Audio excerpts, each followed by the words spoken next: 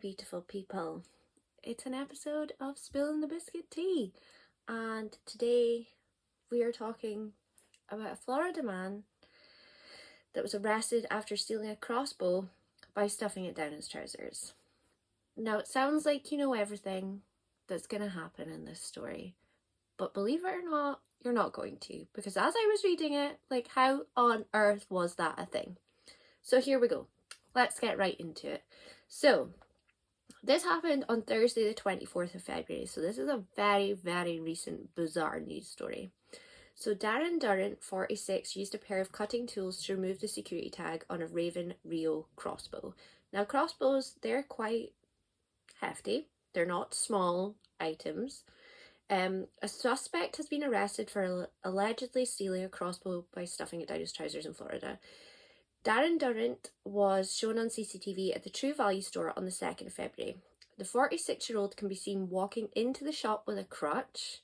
Okay, so set the scene. Man walking into a shop with a crutch, wouldn't really suspect anything bizarre. Before taking a pair of cutting tools and removing the security tag on the Raven Rio crossbow.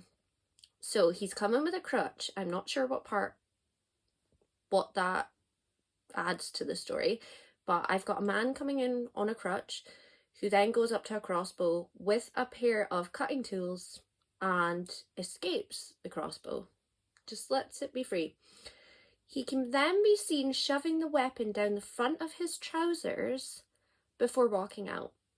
Now, is it just me, or is a crossbow like a fair size? Like, in my head, I have this image of like a massive crossbow. One, how on earth did he get that down his trousers? 2, where's the crutch gone? What was the crutch for in this part of the story? And 3, no staff member noticed A, that he cut a tool off, B, that he's maybe left a crutch lying about somewhere, and C, has a massive crossbow down his trousers. These are all thoughts and feelings that I have in my head. Amazingly, he made it out of the shop, but was arrested a few days later in the car park of a nearby store.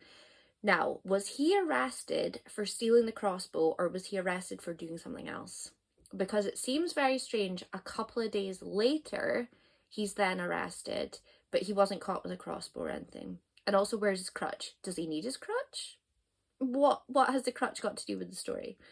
So an arrest warrant has been issued by Brevard County for Durrant, who is currently in custody on unrelated burglary charges.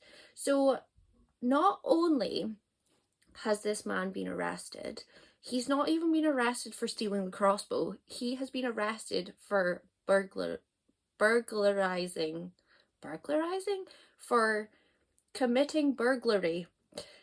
So is he going to be arrested for stealing the crossbow? Is he going to get a handshake and a well done because how on earth did you manage to stuff a crossbow down your trousers? This is just all questions that I have that I'm really confused by.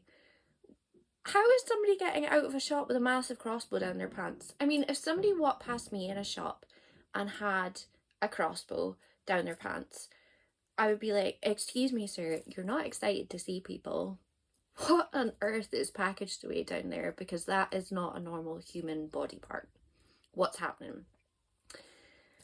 I mean, is everybody else thinking the same thing as me? Or am I just... I don't know. But yeah, that was today's Spilling the Tea story.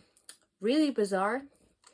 Don't really know what the outcome's going to be. I'm going to try and keep an update to see if I can get any more updates. What happens when he goes to court? What is he actually being charged for? Is he going to get into trouble for stealing the crossbow?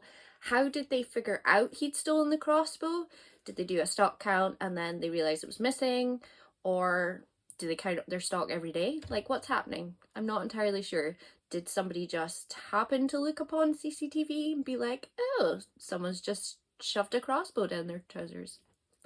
Like, all these unanswered questions. I need more information about this story, please. If you have any information about this story, please pop it down in the comments below because I would love to know. That was this week's Spilling the Biscuit Tea.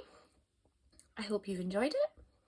I hope you've had a lovely weekend. And I will see you next time. Have a lovely day.